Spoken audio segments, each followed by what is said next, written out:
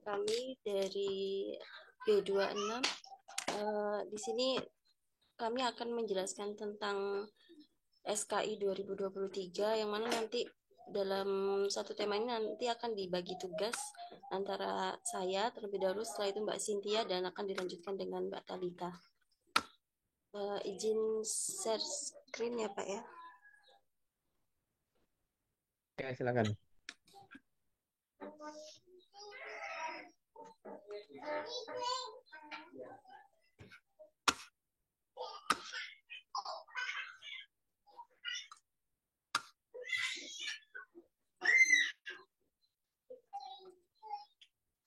Apakah sudah terlihat di layar?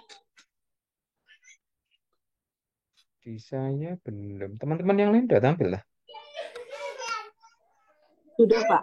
Sudah. Sudah, Pak. Oh ya ya, sudah ya. Ya, silakan. Oke. Assalamualaikum warahmatullahi wabarakatuh. Perkenalkan, nama saya Rohimatus Soliha, dan teman satu kelompok saya yaitu Talita Birina Aryani dan Cynthia Nurrohana. Di sini kami akan menjelaskan sedikit tentang data survei kesehatan Indonesia SKI 2023. Pengertian SKI itu adalah survei kesehatan Indonesia yang merupakan survei kesehatan yang mengintegrasi antara Riskesdas dan SSGI, di mana SKI ini dilakukan untuk menilai capaian hasil pembangunan kesehatan yang dilakukan pada kurun waktu 5 tahun, yaitu dari tahun 2019 sampai 2024. Latar belakang dilaksanakannya SKI ini adalah untuk melakukan evaluasi pembangunan kesehatan melalui survei dengan mengumpulkan data di bidang kesehatan yang berbasis komunitas. Sebelumnya telah dilakukan 3 kali, yaitu tahun 2007, 2013, dan 2018.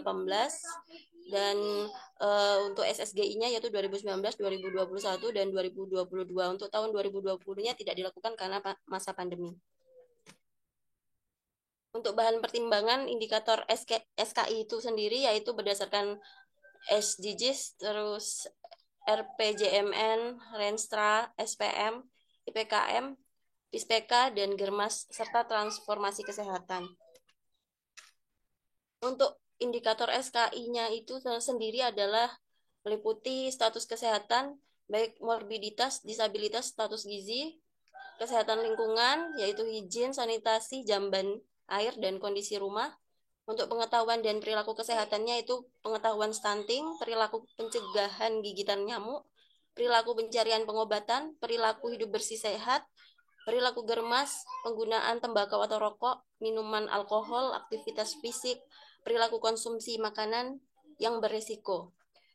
Berbagai aspek mengenai pelayanan kesehatan juga termasuk indikatornya yaitu kemudahan akses, cakupan mutu layanan, akses layanan, khususnya COVID, pengobatan ke luar negeri, kepuasan layanan.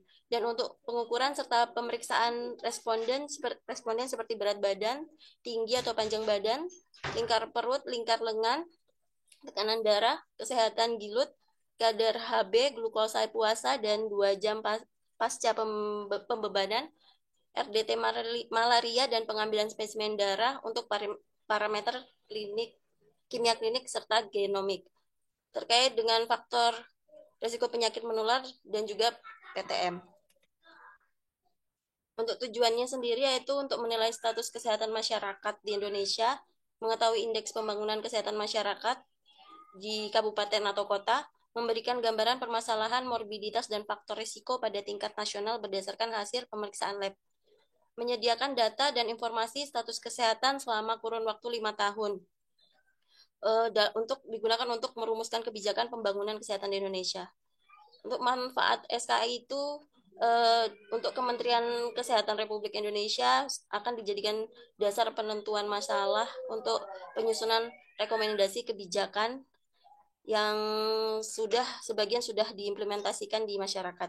Untuk akademis atau institusi untuk mendukung menghasilkan sumber daya manusia di bidang kesehatan melalui pemanfaatan data dan menyediakan sumber data dan informasi yang berkualitas atau valid.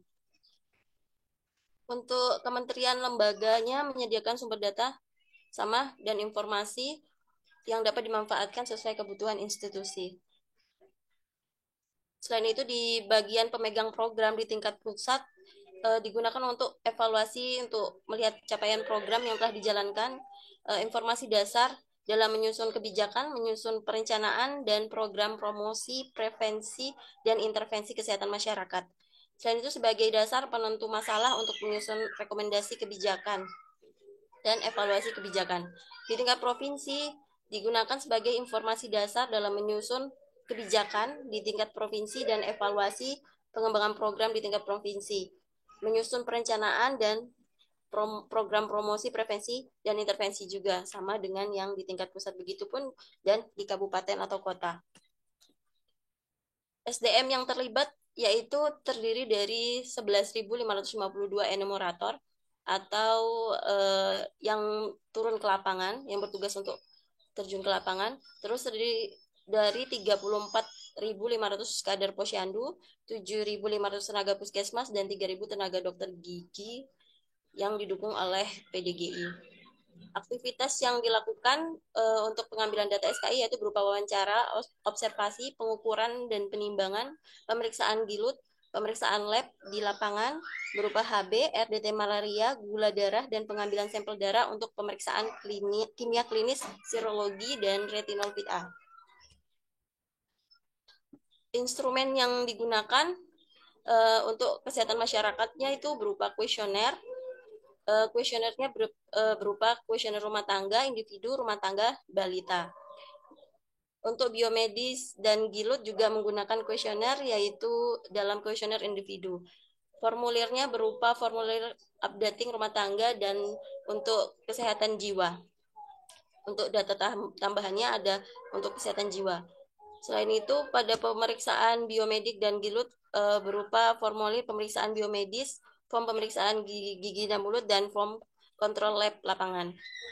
Untuk pedomannya berupa buku peraga, pedoman pengisian kuesioner, pedoman manajemen data. Dan untuk biomedis dan gilut, pedomannya berupa pedoman biomedis dan pedoman pemeriksaan gigi dan mulut. Untuk yang lainnya berupa naskah PSP, kartu hasil, dan stiker. Berapa jumlah responden rate dari pelaksanaan pengumpulan data SKI, yaitu capaian kunjungan blok sensus adalah 34.065 blok sensus, yaitu sekitar 98,74%. Capaian data rumah tangga yaitu 315.646 atau 91,49%, dan data ruta balita itu sekitar 92,60%. Sedangkan berapa sih jumlah sampel SKI yang didata yaitu sebesar 315.646 ruta untuk yang biasa dan 284.177 untuk ruta balita. Yang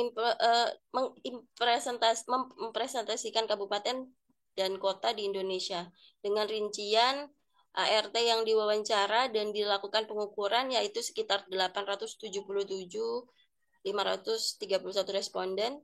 Balita yang diukur antropometrinya yaitu sekitar 314.161 ruta balita respondennya. Untuk jumlah responden keseluruhannya yaitu 1.191.692. Pengumpulan data dan analisisnya yaitu pertama dilakukan pengumpulan data oleh enumerator setempat dengan diawasi oleh PJT dan PJO Kabupaten Kota yang terdiri satu tim bertanggung jawab terhadap 10 hingga 12 blok sensus. Satu blok sensus terdiri dari 10 ruta, biasanya dengan tambahan kurang lebih 7 ruta balita untuk mendapatkan angka status gizi balita. Yang kedua yaitu prosesnya pengumpulan data dimulai dengan koordinasi antara PJT dan PJO Kabupaten Kota dalam melakukan identifikasi lokasi sampel. Yang ketiga, sebelum mengumpulkan data dilakukan pemutakhiran data yang mana melakukan pengecekan terjun ke lapangan untuk melihat apakah benar lokasi untuk yang didata. Terkadang ada masyarakat yang pindah atau warga baru yang berada di wilayah tersebut. Yang keempat adalah pengumpulan data SKI dilakukan dengan cara mewawancara, pengukuran, dan pemeriksaan. Wawancara bagi rumah tangga biasanya menggunakan dua instrumen, yaitu instrumen rumah tangga dan instrumen individu. Sedangkan rumah tangga yang ada balitanya menggunakan instrumen rumah tangga balita. Analisa datanya dilakukan dengan menggunakan variabel asli dalam kuesioner maupun komposit atau campuran beberapa variabel. Yang mana penyajian hasil dalam laporan SKI menggunakan dua istilah, yaitu menggunakan prevalensi yang digunakan untuk indikator yang datanya diperoleh melalui pemeriksaan fisik atau laboratorium atau pengukuran atau hasil wawancara, tetapi informasi yang diperoleh harus berdasarkan diagnosis dokter atau tenaga kesehatan lainnya. Sedangkan untuk proporsi digunakan untuk indikator yang datanya diperoleh melalui hasil wawancara dan informasinya sesuai pengetahuan responden seperti gejala yang dirasakan responden. Isu yang diangkat di SKI yaitu yang dijadikan prioritas kesehatan dan juga permasalahan kesehatan lainnya menjadi perhatian nasional maupun global, yaitu satu, tantangan kepemilikan jaminan kesehatan dan upaya peningkatan askes kesehatan di Indonesia. Kedua, situasi dan tantangan kesehatan ibu dan neonatus di Indonesia. Yang ketiga, stunting balita di Indonesia dan faktor determinannya. Yang keempat, prevalensi, dampak, serta upaya pengendalian hipertensi dan diabetes di Indonesia. Kelima, depresi pada anak muda di Indonesia. Keenam, problematika kesehatan gigi dan mulut di Indonesia. Dan ketujuh, penggunaan antimikroba tanpa resep dokter di Indonesia. Ini yang pertama tadi, kepemilikan jaminan kesehatan dan upaya peningkatan akses kesehatan di Indonesia. Ditemukan pada data SKI terdapat 27,8% penduduk Indonesia yang masih belum memiliki jaminan kesehatan yang masih berlaku. Jadi kadang mereka tidak mengecek lagi jaminan kesehatannya yang ternyata sudah mati. Yang kedua, 5 provinsi tersebut yang terbanyak yang tidak memiliki jaminan kesehatan adalah Papua Pegunungan sebesar 55,4%, kemudian diikuti Papua Tengah, Maluku Utara, Maluku, Jambi. Sedangkan 5 provinsi terbanyak yang penduduknya mempunyai minimal satu jenis jaminan kesehatan yaitu Aceh, DKI Jakarta, dan Kalimantan Utara, Bali, dan Gorontalo. Untuk layanan kesehatan di puskesmas diakses oleh lebih dari setengah rumah tangga, rutan, sekitar 59,6%, dan yang memiliki jaminan kesehatan ditanggung oleh negara atau PBI atau Jamkesda. Dan yang ini isu yang kedua yaitu tentang situasi dan kondisi kesehatan ibu pada masa kehamilan berdasarkan SKI 2023. Dari laporan tematik yang disajikan hasil survei kesehatan Indonesia terkait hal itu ditemukan bahwa 27,7% ibu hamil mengalami anemia itu pada masa kehamilan. Terus 44,2% yang meminum TTD, jadi lebih besar yang tidak meminum tablet tambah darah, dan yang paling besar yaitu 86,7% melakukan kunjungan K1 murni, tetapi hanya 17,6% yang mencapai K6. Jadi terjadi kesenjangan yang sangat jauh. Terus 57,8% ibu hamil menerima pemeriksaan kehamilan sesuai standar 10T. Terus 2,7 yang mengikuti kelas ibu hamil minimal 4 kali dan 1 kali ditemani suami atau keluarga. Jadi mayoritas ibu hamil belum familiar dengan tanda bahaya kehamilan kecuali perdarahan. Jadi untuk gap kunjungannya juga sangat tinggi, sangat jauh berbeda. Untuk masa persalinan 2,7% ibu pertama kali melahirkan usianya kurang dari 20 tahun. Dan 10,1% persalinannya tidak dilakukan di fasilitas kesehatan. Yang 3,9% persalinan oleh bukan tenaga medis atau non-kesehatan. 21,4% ibu hamil mengalami minimal 1 komplikasi pada masa persalinan. Terus untuk masa nifas, ditemukan bahwa 9,1% ibu mengalami keluhan pada masa nifas, baik payudara bengkak, sakit kepala, perdarahan, bengkak kaki, baby blues, hipertensi, demam, keluar cairan berbau, kejang, dan sebagainya. Dan 83,9% melakukan kunjungan nifas KF1, tetapi hanya 26,8% saja yang kunjungannya KF-nya lengkap. Jadi 47,4% ibu mengetahui tanda bahaya pada masa nifas. Jadi lebih besar yang tidak mengetahui tanda bahaya masa nifas. Ini untuk data diagramnya untuk cakupan pelayanan kesehatan, yang mana K1-nya itu sangat jauh perbedaannya, terjadi penurunan pada K6-nya untuk di masa kehamilannya. Yang K1 murni 86,7, sedangkan di K6 jauh sekali hingga 17,6% saja. Begitupun pada masa persalinan, persalinan yang dilakukan oleh tenaga kesehatan sudah mulai banyak, tapi yang masih ada yang dilakukan oleh non kesehatan yang seharusnya sudah tidak boleh lagi dilakukan, terutama oleh persalinan oleh dukun.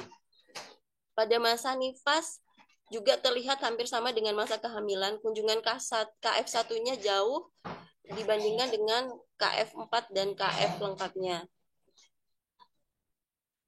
Ini kesenjangan cakupan pelayanan kesehatan yang berdasarkan perbedaan antara pedesaan dan kota. Begitupun dengan sosial ekonomi dan provinsi, jumlah tertinggi dan terendahnya. Sangat terlihat perbedaannya. Jadi semakin tinggi ekonomi, maka K1-nya semakin tinggi pula. Begitupun dengan K6-nya. Begitupun juga dengan masa persalinannya juga terlihat berbeda, lebih tinggi di perekonomian yang sosial ekonomi tinggi dibandingkan yang rendah, dan begitupun juga di perkotaan lebih tinggi daripada di desa. Nanti mungkin bisa dicek lagi di SKI karena banyak sekali nanti. Untuk yang data neonatus dini, 7 hari pertama kelahiran ditemukan 6,1% BBLR atau bayi baru lahir rendah dan berat bayi baru lahir rendah, dan 11,1% bayi prematur, yang merupakan faktor risiko tertinggi kematian neonatus. Jadi masih ada sekitar 6,1 dan 11,1%. 23,6% BBLR belum dilakukan perawatan tertentu sesuai kondisinya. 94,1% bayi dilakukan inisiasi menyusu dini, jadi sudah dilakukan IMD. Untuk 20,7% bayi yang dilakukan screening hipotiroid kongenital. 87,6% bayi mendapatkan kunjungan neonatal KN1, dan yang KN2-nya 67,9%, itu yang 7 hari pertama kelahiran. Dan untuk yang neonatal lanjutan atau 8 sampai 28 hari pertama kelahiran, sekitar 45% bayi mendapat kunjungan neonatal yang ketiga. Presentasi kunjungan neonatal melalui rumah yaitu 18,9% pada KN1 dan 25,3% pada KN2 dan 20,2% pada KN3. 76,1% neonatus diperiksa oleh bidan dan 20,6%-nya oleh dokter spesialis. Jadi lebih tinggi di bidan daripada di dokter spesialis pada KN3-nya. Gap KKN terlihat berdasarkan pendidikan ibu, kota pedesaan, dan sosial ekonomi. Ada peluang untuk meningkatnya pemahaman ibu dan menstimulus ibu aktif mendiskusikan isu kesehatan neonatal pada saat kunjungan neonatal. Ini status gizi atau stunting ya, status gizi pada anak di bawah umur 5 tahun. Yang mana yang dibahas yaitu tentang stunting, underweight, wasting, dan overweight. Yang mana bagian definisi operasionalnya yaitu didapat dari status gizi anak balita yang diukur berdasarkan ukuran antropometri berat badan dan tinggi badan. Berat badan anak balita ditimbang menggunakan timbangan digital yang memiliki presisi 0,05 kg. Sedangkan tinggi badan diukur menggunakan alat ukur tinggi badan dengan presisi 0,1 cm.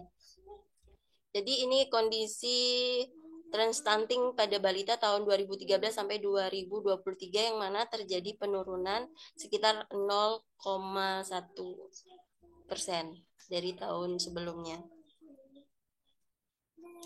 Ini prevalensinya jumlah stunting yang terendah yaitu di Bali, daerah Bali, dan paling tinggi adalah di Papua Tengah.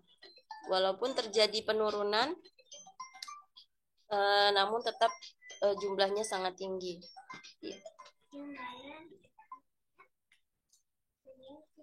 Ini hasil SKI yang mana faktor determinan yang berkaitan dengan stunting dan terkait kesehatan ibu dan bayi, yaitu pada periode prenatal itu disebabkan bisa karena faktor ibu, yaitu ibu yang hamil resiko,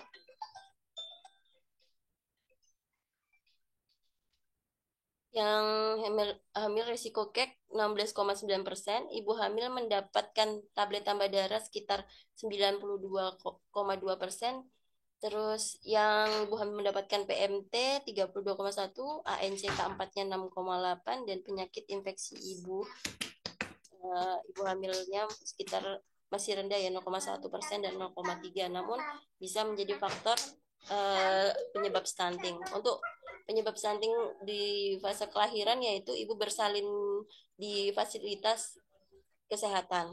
Jadi kemungkinan memiliki resiko apabila tidak bersalin di fasilitas kesehatan. Selain itu faktor anak yaitu mendapatkan IMD atau tidak. Di sini yang mendapatkan IMD, inisiasi menyusui dini, yaitu 94,1%. Untuk periode postnatalnya bisa disebabkan oleh faktor ibu yang terkena infeksi TB pada ibu menyusui, terus penyakit infeksi malaria dan ibu menyusui. Untuk faktor anaknya, anak tersebut mendapatkan ASI eksklusif atau tidak, mendapatkan konsumsi MPASI, sumber hewani,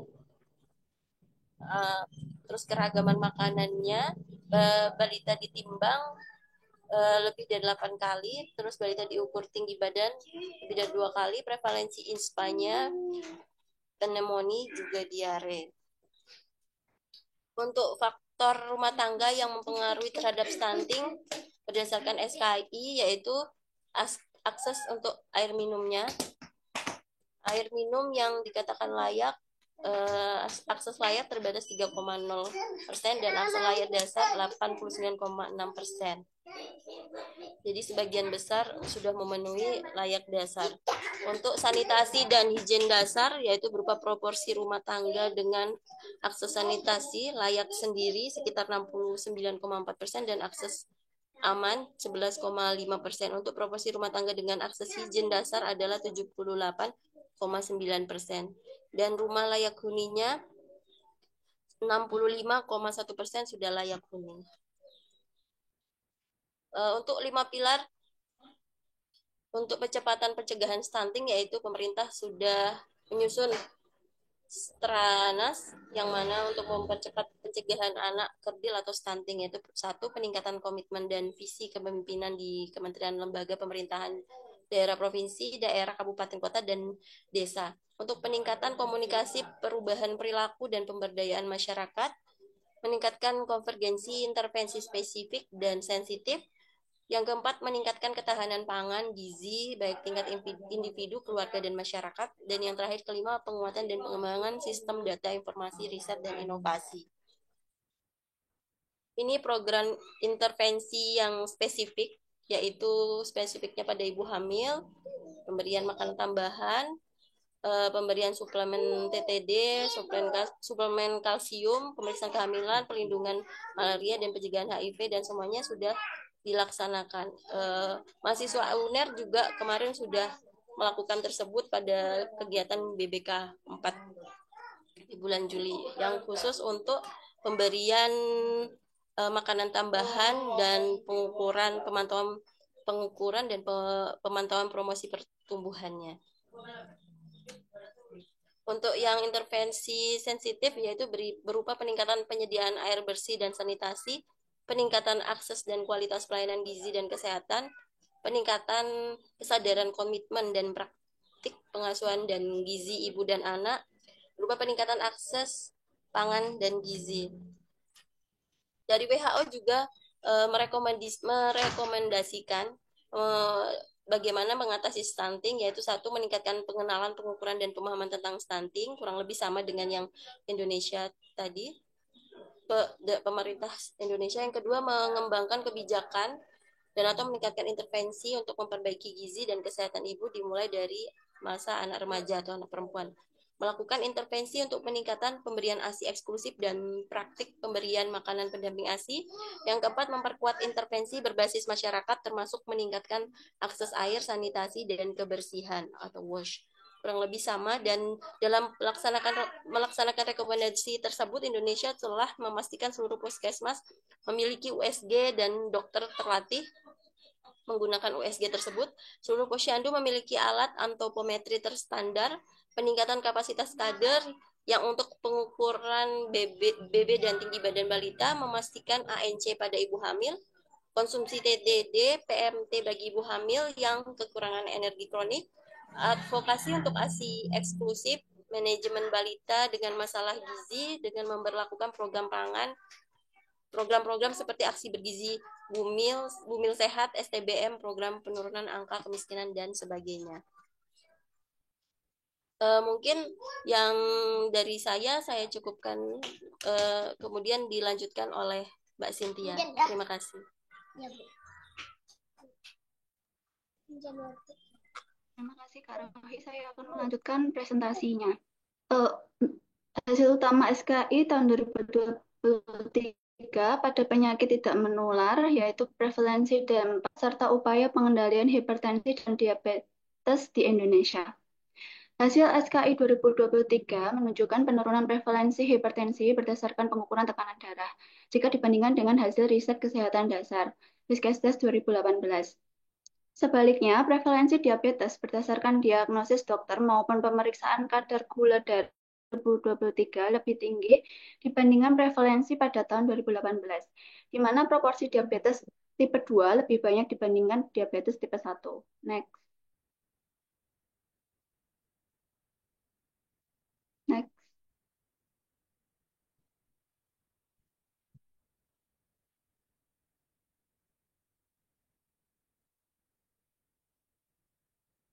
Next. Rohi. Sebentar Mbak jaringannya.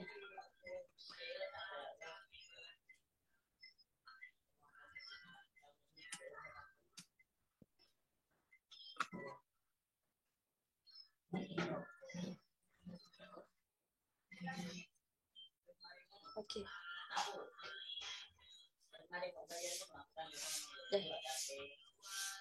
Baik, ini adalah prevalensi hipertensi berdasarkan pengukuran tekanan darah pada penduduk usia lebih dari 18 tahun. Berdasarkan hasil SKI 2023 menunjukkan penurunan prevalensi hipertensi jika dibandingkan dengan hasil Riskesdas 2018. Pada penduduk berusia lebih dari 18 tahun ini, prevalensi hipertensi berdasarkan hasil pengukuran tekanan darah menurun dari yang tadinya 34,1% di tahun 2018 menjadi 30,8% di tahun 2023. Selanjutnya, urutan 3 provinsi dengan prevalensi hipertensi tertinggi berdasarkan pengukuran tekanan darah pada tahun 2023 ada di Provinsi Kalimantan Tengah, Provinsi Kalimantan Selatan, dan Provinsi Jawa Barat. Sementara itu, prevalensi yang terendah terdapat pada Provinsi Aceh, Provinsi Papua, dan Provinsi Maluku Utara. Next.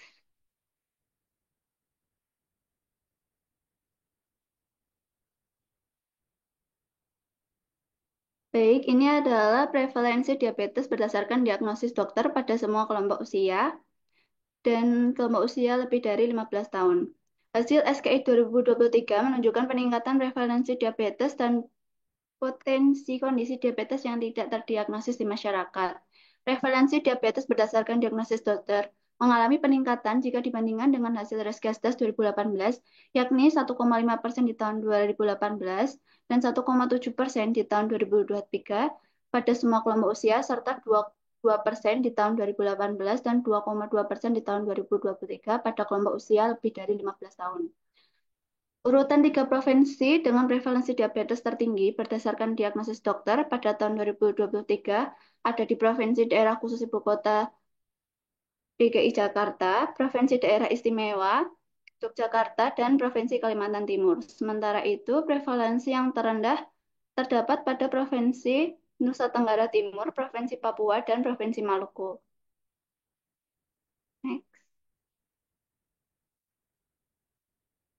Dampak dari hipertensi dan diabetes itu sendiri yang ditimbulkan dari PTM, khususnya hipertensi dan diabetes, dapat berupa timbulnya disabilitas, mortalitas, maupun meningkatnya beban ekonomi. Hasil SKI 2023 menunjukkan bahwa 59,1% penyebab disabilitas, yaitu melihat, mendengar, berjalan pada penduduk berusia 15 tahun ke atas adalah penyakit yang didapat, di mana 53,5% penyakit tersebut adalah PTM, terutama hipertensi dan diabetes. Next. Ini adalah sumber perolehan antimikrobra tanpa resep dokter.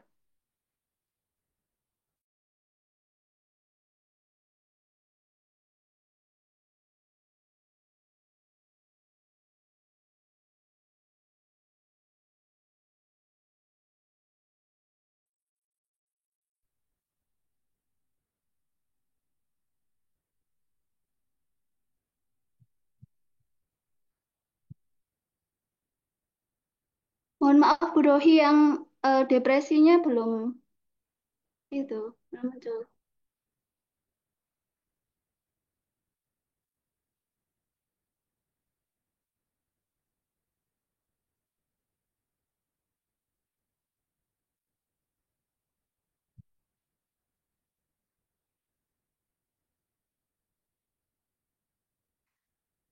Baik, saya akan melanjutkan presentasinya. Kesehatan jiwa depresi pada anak muda di Indonesia. Berdasarkan hasil SKI 2023, prevalensi penduduk dengan gejala depresi tertinggi terdapat pada kelompok anak muda, yaitu berusia 15-24 tahun.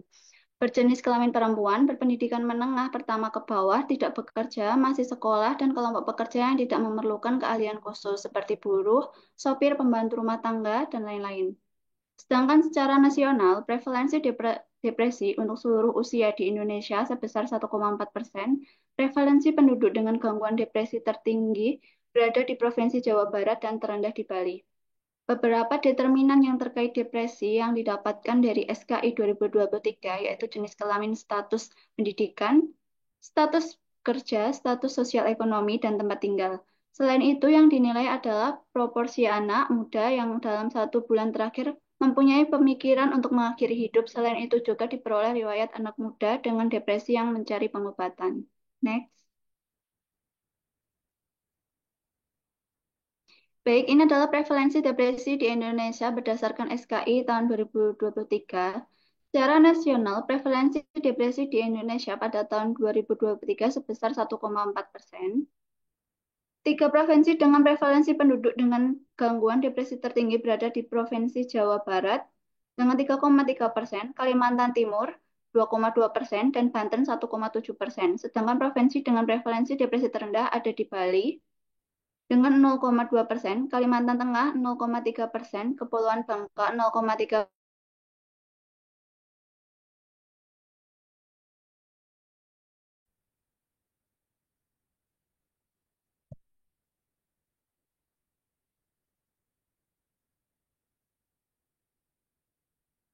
Baik, ini adalah prevalensi berdasarkan karakteristik kelompok umur. Prevalensi depresi paling tinggi ada pada kelompok umur 15 sampai 24 tahun, yaitu sebesar 2%, diikuti kelompok lansia yaitu 1,9%. Sedangkan kelompok usia yang prevalensi depresi paling sedikit pada kelompok usia 35 sampai tertinggi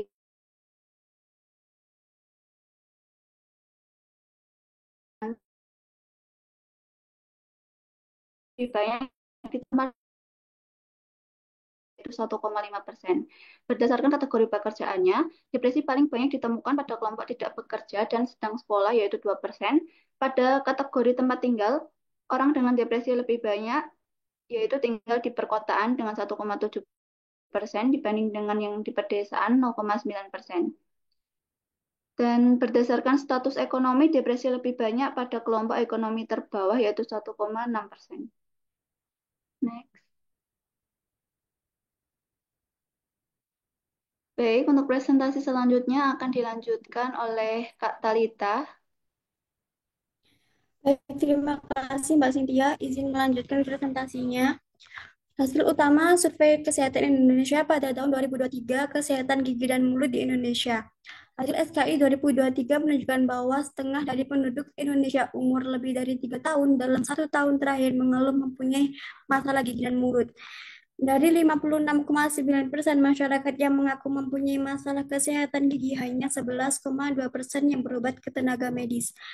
Dalam hal mengatasi permasalahan gigi dan mulut, 24,8% penduduk memilih mengobati atau membeli obat cedera nyeri gigi tanpa resep dokter. Berikut proporsi masyarakat yang mengeluh mempunyai masalah gigi dan mulut dibandingkan dengan yang menerima perawatan dari tenaga kesehatan gigi. Berdasarkan Riskesdas 2018, masalah gigi 57,6%, namun yang menerima perawatan dari tenaga kesehatan gigi hanya 10,2%. Untuk SKI dari 2023, masalah gigi dan mulut 56,9%, namun yang menerima perawatan dari tenaga kesehatan gigi hanya 11,2%. Next. Berikut prevalensi gigi dan mulut berdasarkan provinsi tahun 2023. 5 provinsi angka permasalahan gigi dan mulut terbanyak adalah dari Sulawesi Barat, yaitu 68,4%, Sulawesi Selatan 68,4%, Sulawesi Tengah 66,5%, Sulawesi Utara dan Maluku 64,9%. Sedangkan 3 provinsi di urutan terbawah adalah Bali 46,5%, Bangka Belitung 4,69%, dan Papua 49,4%. Next. Permasalahan gigi dan mulut berdasarkan kelompok umur, yaitu indeks DMFT rendah terjadi pada kelompok umur 12 tahun. Namun seiring dengan bertambahnya umur, indeks DMFT juga semakin tinggi dan tertinggi pada kelompok umur adalah berdasarkan 65 tahun ke atas.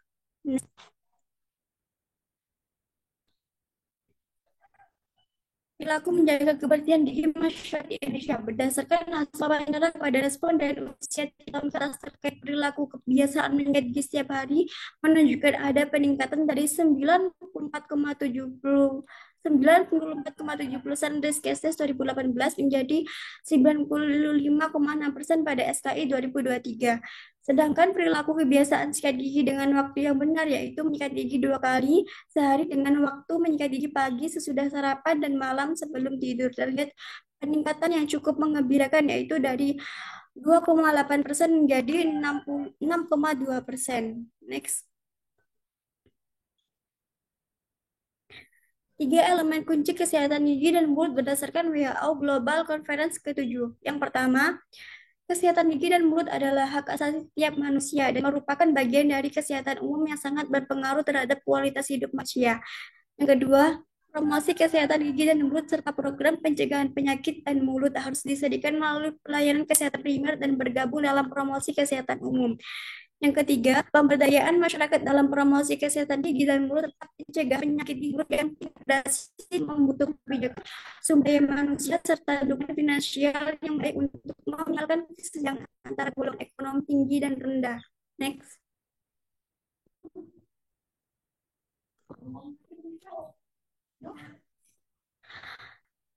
Hasil utama Survei Kesehatan Indonesia pada penggunaan antibiotik tanpa resep dokter.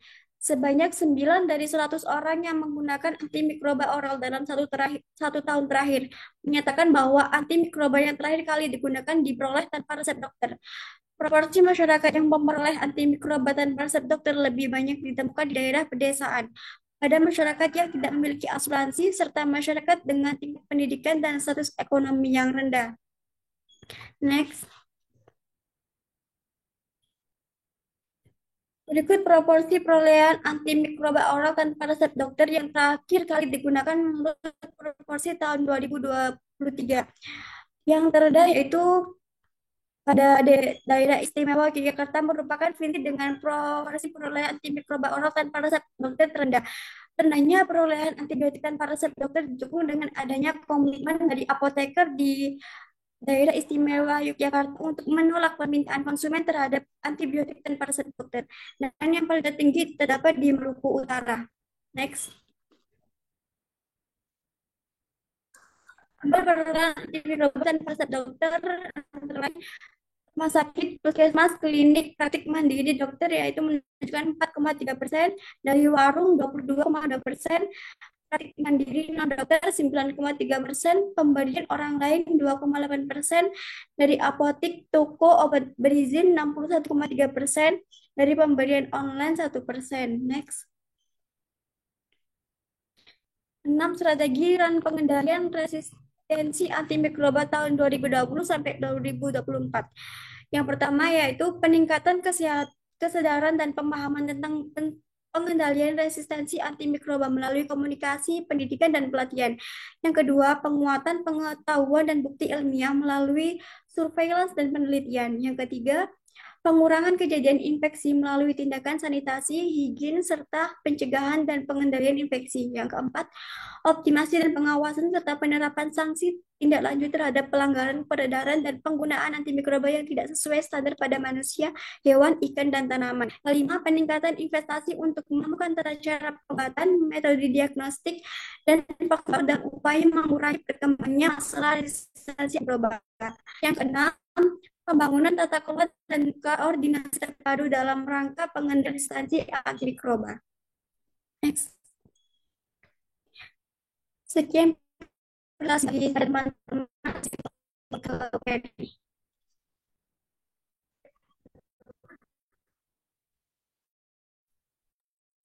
Ya, baik, makasih teman-teman dari program P ya yang sudah memaparkan dengan sangat detail, sangat lengkap ya mengenai SKI ini ya. Nah, ini mungkin sebelum diskusi lebih lanjut ada yang mau ditanyakan dari program A khususnya berkaitan dengan data SKI dari yang dipaparkan oleh Mbak Talita dan kawan-kawan ya. Silakan.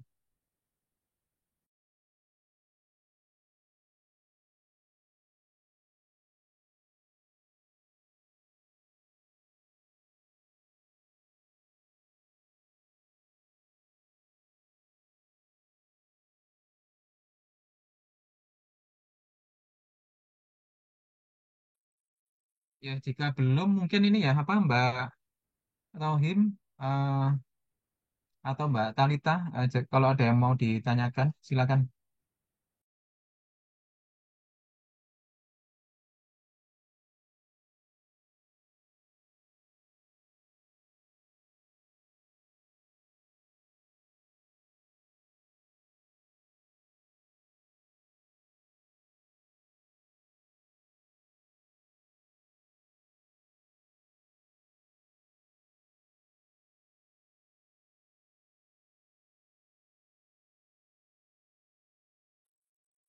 Silakan ini Mbak Cynthia, Mbak Rohim sama Mbak Talita ada yang mau ditanyakan? Izin bertanya, Pak. Ya, ya silakan. Saya ingin bertanya yang mengenai masalah stunting, Pak. Itu Ya. eh, seperti yang kami paparkan tadi kan, sebenarnya intervensi yang dilakukan oleh pemerintah itu kan sudah bertahun. Kita start new review ya. Nanti standarnya kita nggak pakai Cochrane ya, Bu Yuris ya. Iya, Pak. Kalau pakai Cochrane nanti sangat rigid itu, apa sangat sulit. Ini tadi apa judulnya? Implementation of interprofessional collaboration in managing diabetes mellitus in community.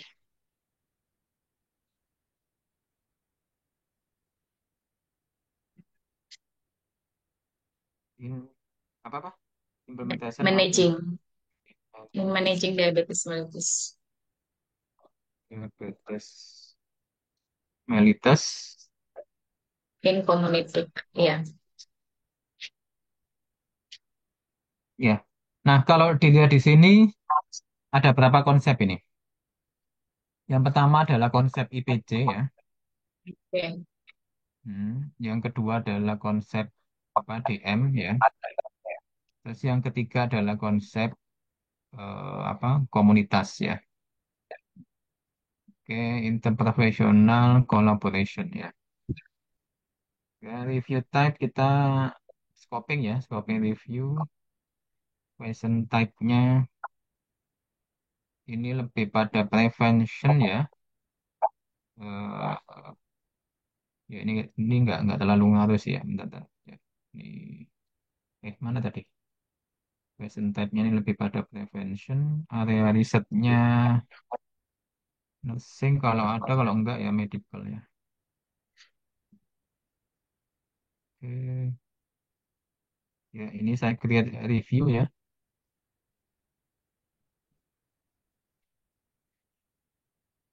Ya. Mohon Nah, izin Pak bertanya untuk confidence ini untuk apa Pak tujuannya?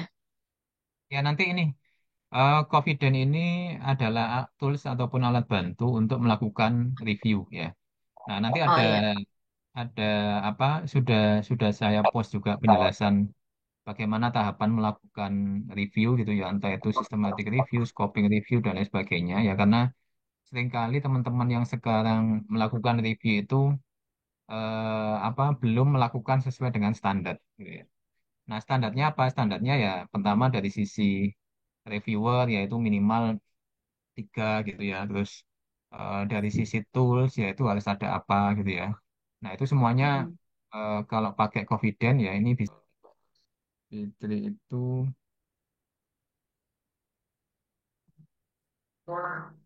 dan saya Fitri Kurnia Rahayu.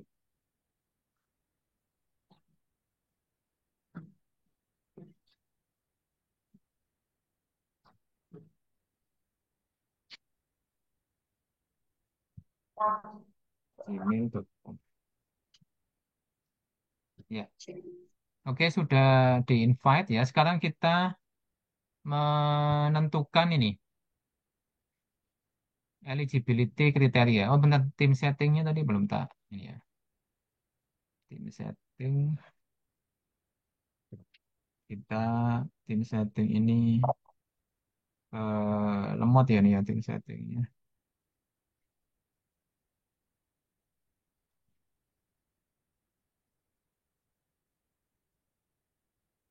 Tadi udah muncul tim setting. Hmm, memang lemot sih. Kayaknya ini jaringannya.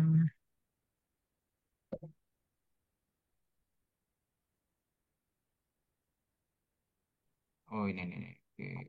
Full text review. Ya nanti kelihatan ya di sini apa siapa melakukan apa ya. Paling nggak mulai dari screening judul dan abstrak. Setelah itu review full text sampai ke ekstraksi data ya. Nah kita berikutnya ke kriteria inklusi eksklusi ya. Nah include nanti apa saja Bu Yuris apa DM type tuh ya. Iya, DM tab tuh. Hmm. Terus intervensinya ada intervensi atau enggak? Atau hanya melihat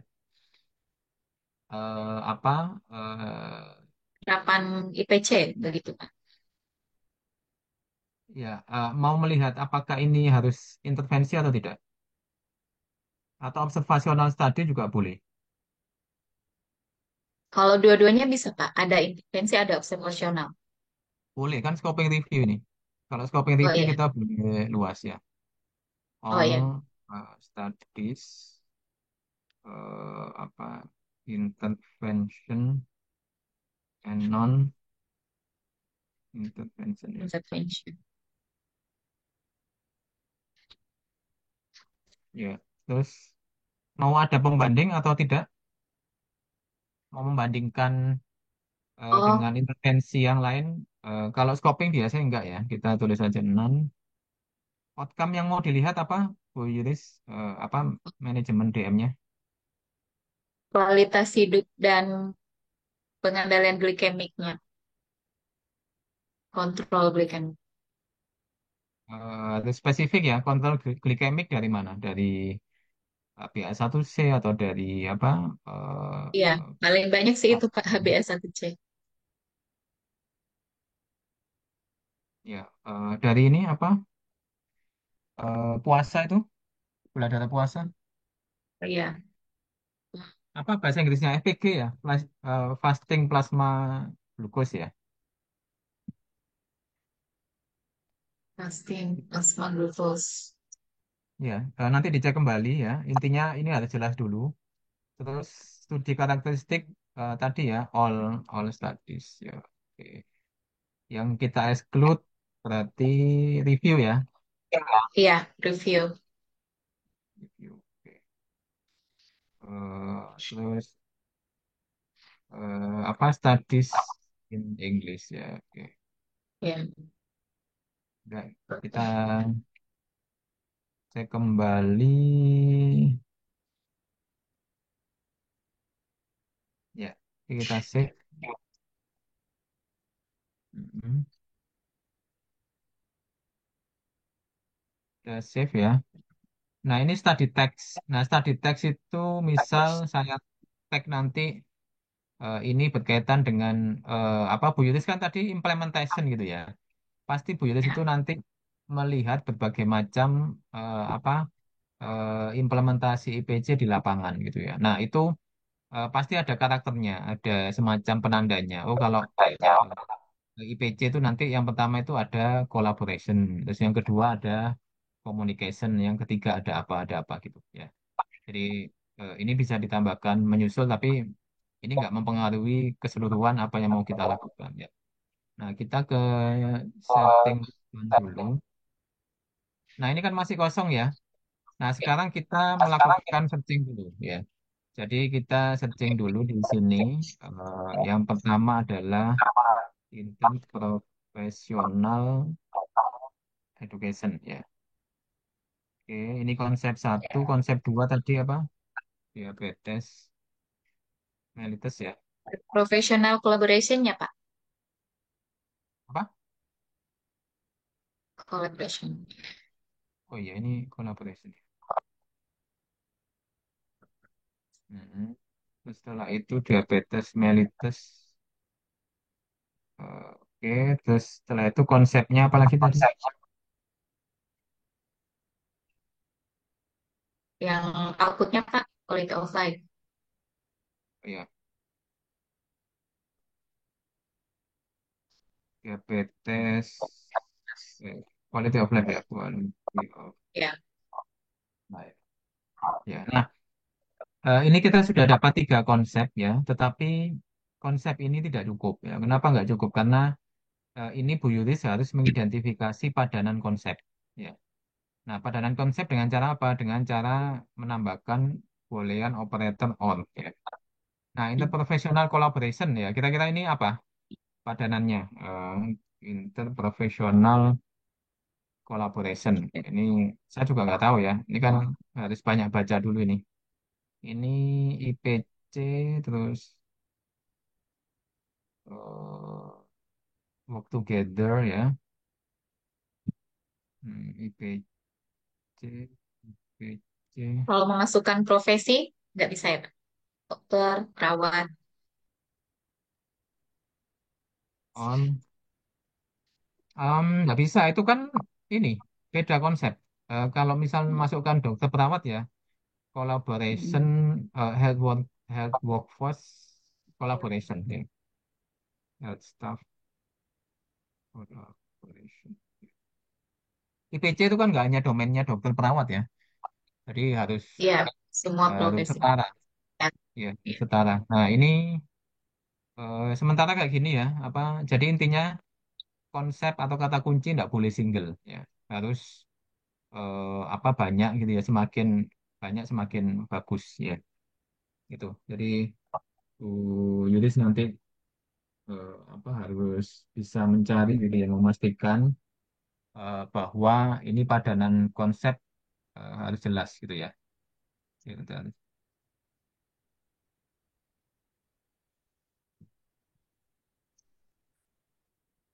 kalau sejauh ini yang Bu Yudis pahami apa sinonimnya? Kemarin pakai profesi-profesi Pak memasukkan waktu mencari artikelnya. Hmm, Mungkin kalau saya ini ya apa kolaboratif praktis ya.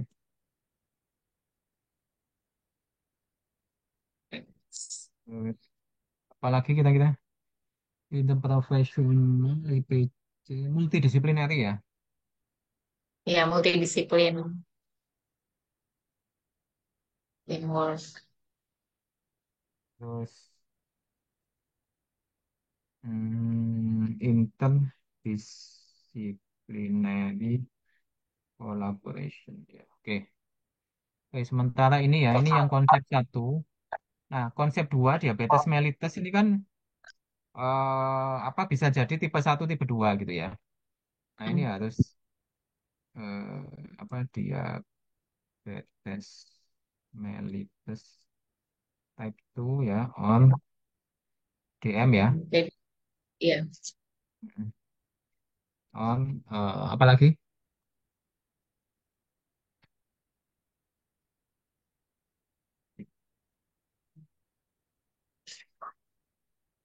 kalau T2 DM, Pak, type 2 DM. T2 DM. Oke. DM ya. On apa lagi?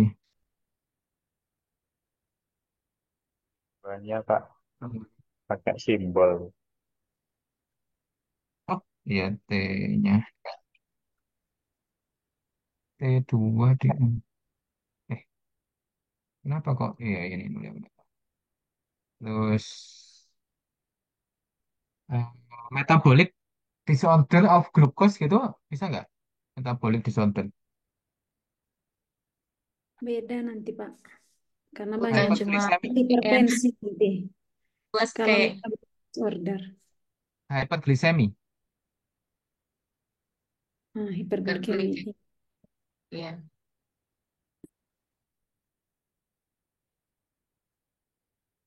Hmm, ya.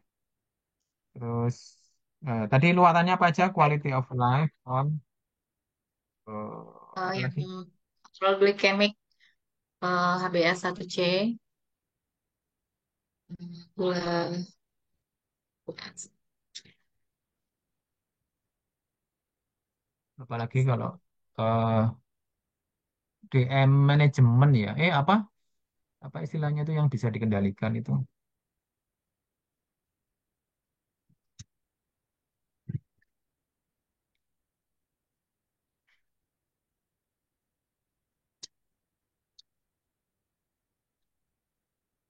Lifestyle nggak, Mbak? Aduh, Bu Yuri. Iya, Pak. Lifestyle kayak hidup. Di lifestyle.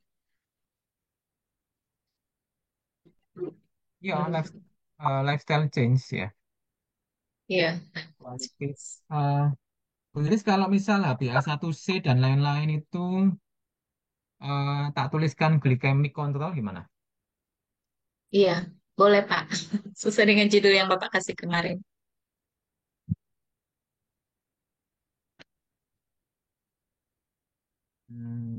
Ya ini mestinya yang paling banyak tahu yang neliti loh ya apa? Kalau saya kan Hmm. ya karena pengalaman ya, jadi saya tahu istilah-istilah yang mungkin udah nggak asing gitu ya. Quality of life, glycemic control, terus apa tadi aku ngomong lifestyle ya? Style, style Change. change. Lifestyle Hmm. change. Yes. Style change. Kita kasih bintang-bintang itu bisa single, bisa plural ya. Eh Bu Yulis mau melihat apa psikososial juga nggak? Stres, depresi dan lain-lain itu, mental health. Enggak kayaknya Pak. Udah, berarti Enggak ini sampai aja ke ya. sana. Iya, Hmm.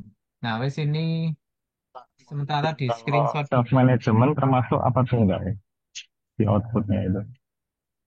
manajemen diri itu nanti gimana Bu Yulis? Tergantung sih mau melihat apa peningkatan manajemen dirinya itu masuk quality of life nggak itu atau masuk outcome yang mau di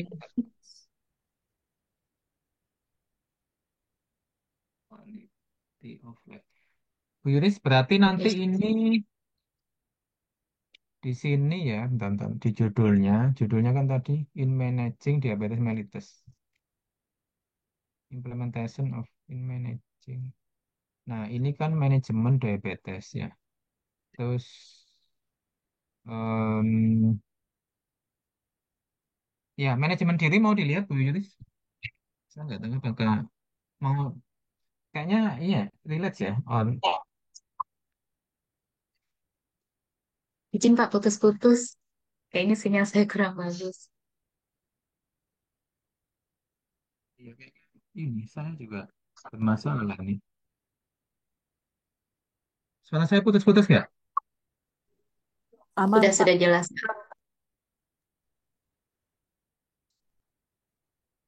Hmm, iya. Ini, eh Bu Yulis ini kan mau melihat di komunitas ya. Iya Pak. Nah, berarti Berarti kan yang DM, di DM ya Pak? exclude, di exclude yang di hospital kan. Iya, yang di klinik And not hospital. hospital, klinik juga ya Pak? Jangan klinik karena klinik itu bisa jadi di FKTP klinik itu.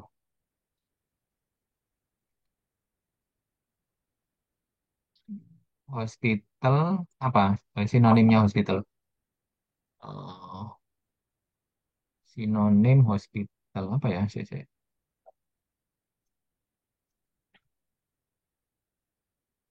Medical center ya.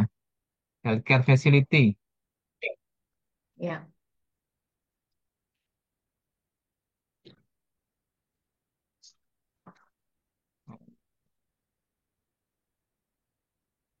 Healthcare facility ya. Oke, kita cek dulu ya ini. Mau nggak dia? Assets. Oh, ada keyword yang salah. Ya ini nih. ADM, TCDM. Mana yang salah?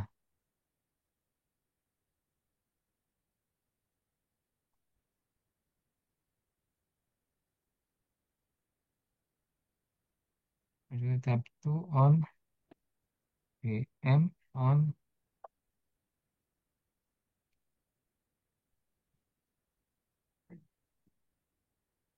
semi. Udah bener kok ya. Coba. One or more will spell incorrectly. Hmm, kayaknya dia nggak mau singkatan deh ini.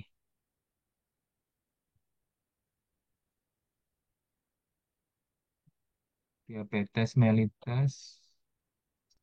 Oh, tak hapus ya ini ya. Kayaknya dia nggak mau ini.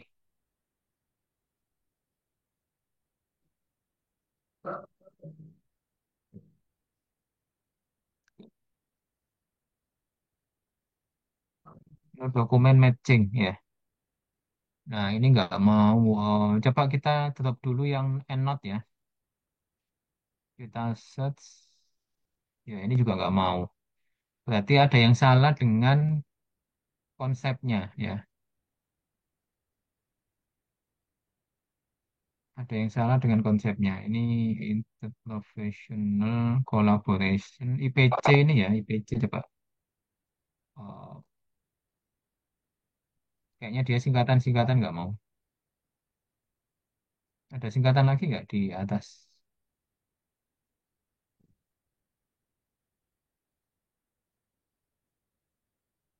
Oh, sorry. Ini belum diubah. Ini mestinya all field ya. All field, all field. Ya, oke. Udah ya, udah all field semua. Ya, karena kalau tadi dia hanya nyari di ini aja. Di tiga bagian ini aja ya. Padahal bisa jadi dia ada di artikelnya, di kontennya ya. Ya, 47 dokumen Bu Yuris ya. Iya. Ini yang di Scopus ya, Scopus Olion ya. Oke, ini saya pindahkan ya 47 dokumen ini ke Mana? Ke Confidence ya. Oh, ini belum setting dan semua tahun. Ini saya pindahkan dulu. Ya, setelah itu saya ke Confidence ya. Nah, ini saya tinggal import ya. Setelah itu yang saya import di screening ya. Screening ini dari Scopus ya. This file ini dari Scopus ada 47 dokumen ya. Jadi 47 studi ini kok 35 ya di sini ya? Padahal di sini 47. Oh, bentar, bentar. Ini mestinya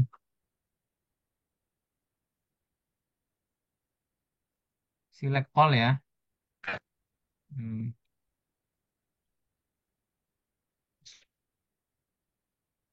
select all. Udah select all ini. LIS. Export. Ya, kita lihat ya 47 ya.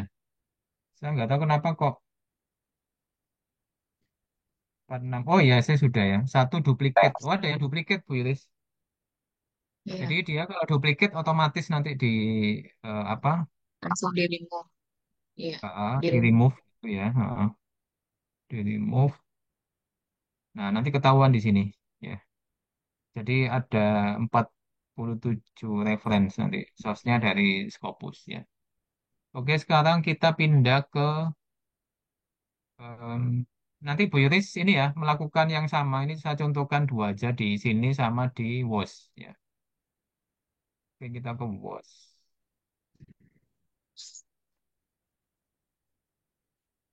WOS.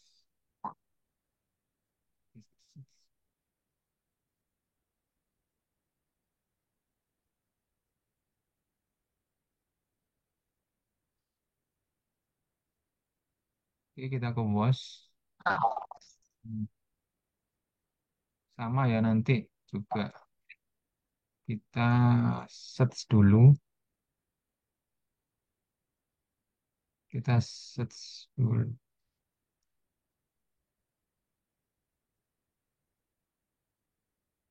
Ya, kok saya nggak bisa search dokumen ya? Dan saya tak pakai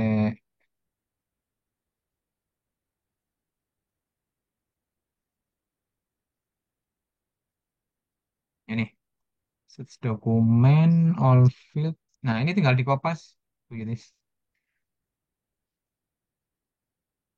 Ini.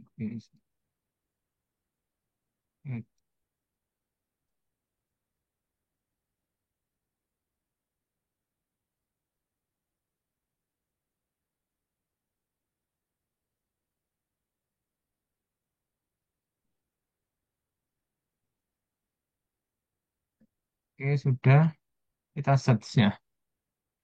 Nah, ini hasilnya ada 204 ya. Nah, 204 ini kita pindahkan semua ya, 204. Hmm, kita pindahkan semua dulu.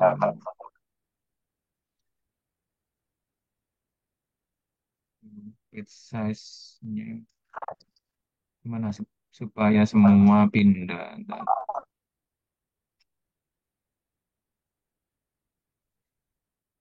Export.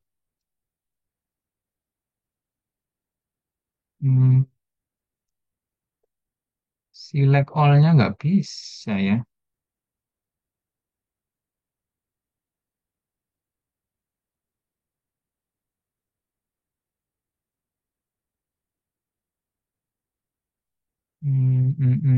List. Oh ini nih.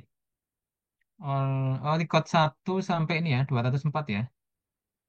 Ini full record export. Nah, kita tunggu hitungan detik sudah selesai. Nah, sekarang kita import dulu Bu Iris ini. Import screening ya dari Web of Science dan ketutupan.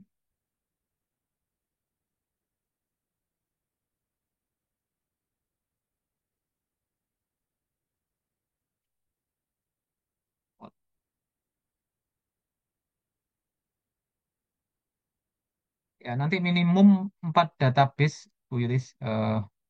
Nanti Bu Iris lakukan di mana? PubMed ya. Ya, Oke, ini masih importing. Nah, ini sudah ya. Nanti dia bertambah yang harus di screening ya oleh Bu Yuris, Mas Rifki, Mbak Fitri atau saya ya. Nanti kalau misal Bu Yuris screening satu nih ya, katakan saya kasih contoh ya, kualitatif study exploring perspective and practice of district TB. Lah ini kan TB kan tidak masuk ya, mestinya tidak tidak apa masuk di dalam screening ini ya. Ini saya no ya. Tapi kalau saya nanti maybe ya, terus Mbak Fitri yes ya, berarti nanti harus ada orang ketiga gitu ya untuk menyelesaikan konflik ini ya. Nah, itu nanti video detailnya di video yang apa saya share Bu Yuris ya, ada di YouTube iya, kok itu videonya ya. iya, Ya, jadi intinya ini adalah golden standard untuk melakukan berbagai macam jenis review ya. Jadi minimal nanti paling nggak ada 4 database akademik yang dipakai gitu ya. Bu Yuris nanti lanjut di PubMed ya, apa plus lanjut juga mungkin nanti tugas. di ProQuest ya, atau Expo boleh ya. Ini kan yang sudah saya lakukan di 2 database ya. Untuk Cina Hal, Cina Hal aksesnya di mana ya? EBSCO. Library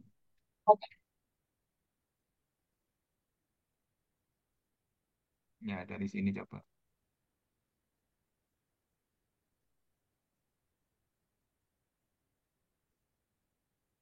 Mana database ini Di lokasi layanan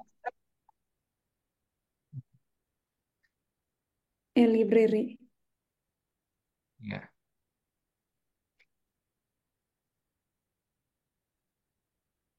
Oke, kita ya ini bisa pakai namanya EBSCOhost ya.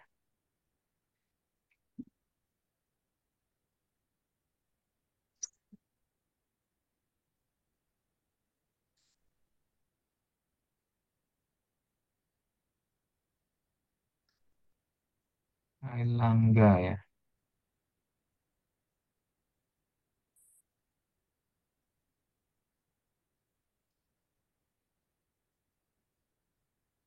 Atau akses masuk dengan Google aja ya.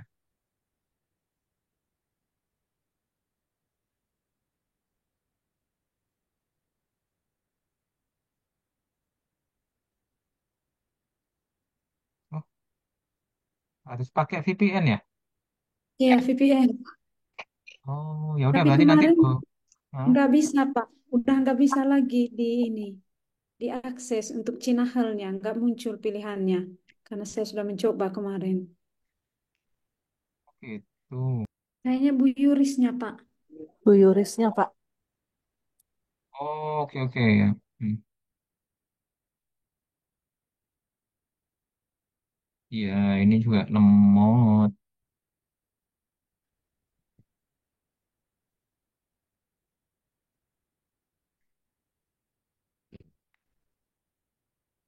Ya, saya tinggal memindah ini sih nanti Bu Yuris yang melakukan di PubMed ya.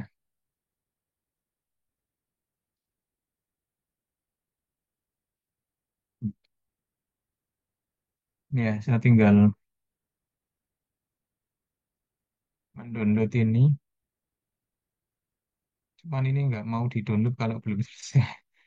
Ini loh, muter-muternya ini loh.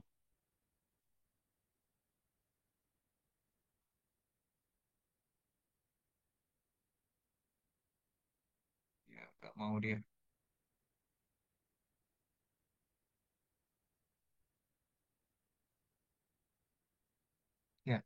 Jadi sambil menunggu ini, nanti saya ini ya, saya ekspor ke sini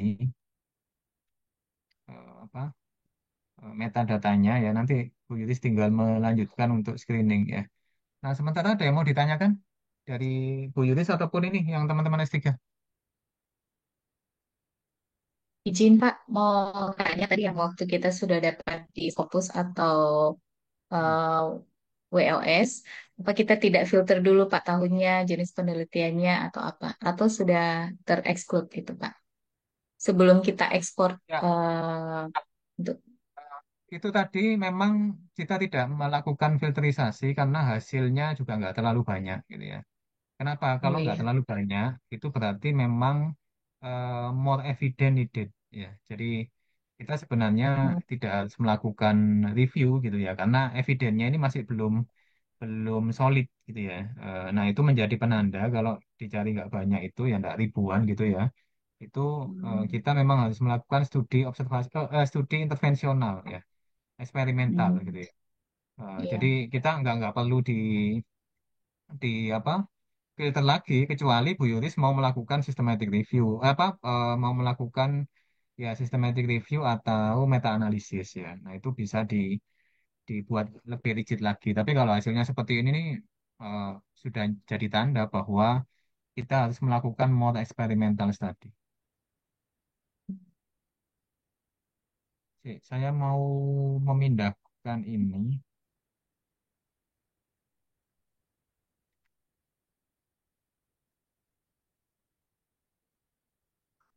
Ya, ada lagi yang lain silakan.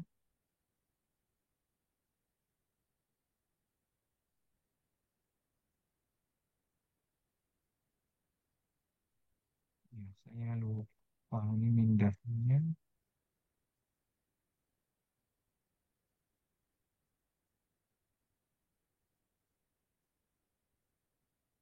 Izin mau tanya Pak, yang kita bisa lakukan di Confident ini sampai di mana Pak? Sampai di artikel atau seperti apa Pak? Sampai ekstraksi data.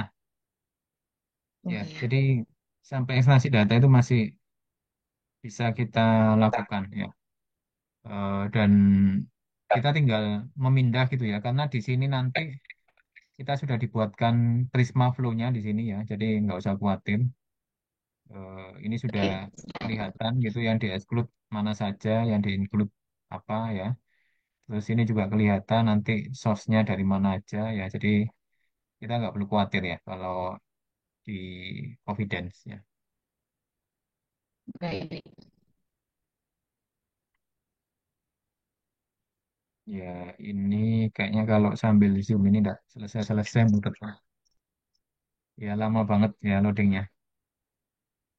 Oke, nanti saya pindahkan ya ke sini ke confidence ya. Eh,